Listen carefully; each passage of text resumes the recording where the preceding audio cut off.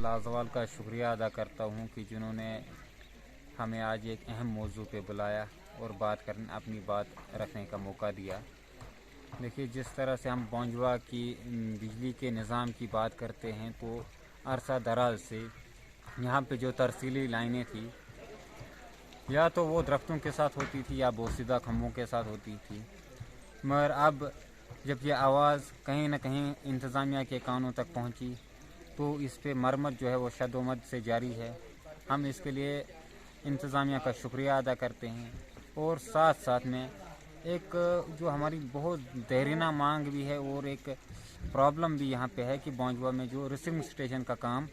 जो चल रहा है वो बड़े सुस्त रफ्तारी से चल रहा है और इस काम में तेज़ी लाई जाए ताकि इसका कोई फ़ायदा इलाका को हो। क्योंकि अगर हमारी लाइन जो ठाठरी से आ रही है अभी, अगर इसमें भलेसा में कहीं फ़ाल्ट हो, कहरा में फ़ाल्ट हो तो बौंजवा को भी उसमें पीसा जा रहा है।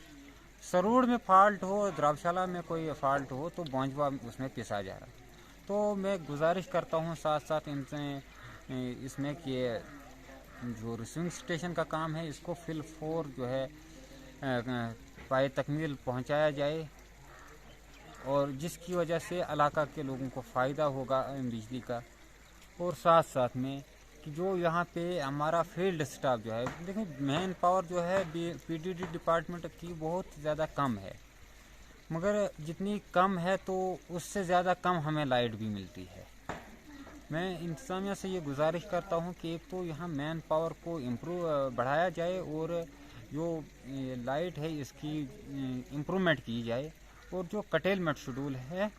वो अच्छी तरह मुरतब किया जाए। और जहाँ तक आज की डेट का ताल्लुक़ है कि जिस तरह से काम हो रहा है, मरम्मत हो रही है पुरानी तारों की, तो इसमें हम इंतज़ामिया का भी शुक्रिया अदा करते हैं और साथ साथ जो हमारे यहाँ पे लोकल मुलाज़मीन हैं उनका भी शुक्रिया अदा करते हैं कि वो अच्छे से इसकी मरम्मत करें जिससे इलाके को फ़ायदा हो।